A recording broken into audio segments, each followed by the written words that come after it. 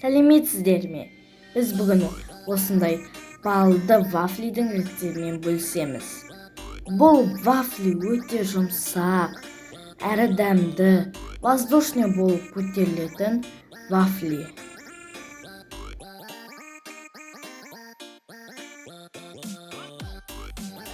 Бұл вафлиді дайындау үшін бізге 3 жұмыртқаны жарып алу керек. Енді оған қантымызды қосып венчикпен араластырамыз. Енді қаймағымызды да қосып араластырамыз. Оған балымызды қосамыз, оны да араластырамыз. Сары майымызды алдын ала ерітіп аламыз. Онға алдын ала қосытқышымызды қосып араластырып аламыз. Және оны електен өткізіп салған жөн. Әйтпесе біздің вафлилеріміз өте қатты болып шығуы мүмкін.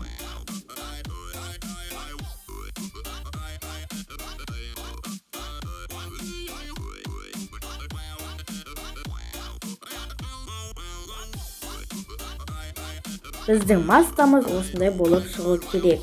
Енді біз вафельницамызды қыздырып алып, оған осы вафлилерімізді саламыз.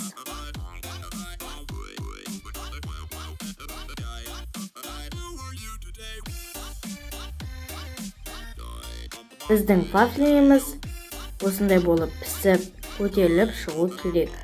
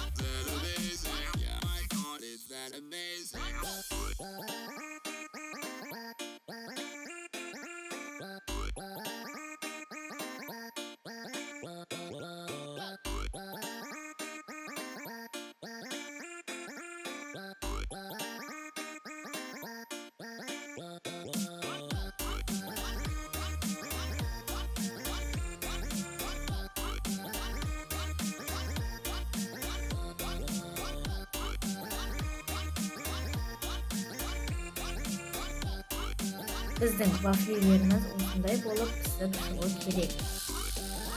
Астарыңыз дәмді болсын. Біздің арнамызға тіркелуді ұмытпаңыздар.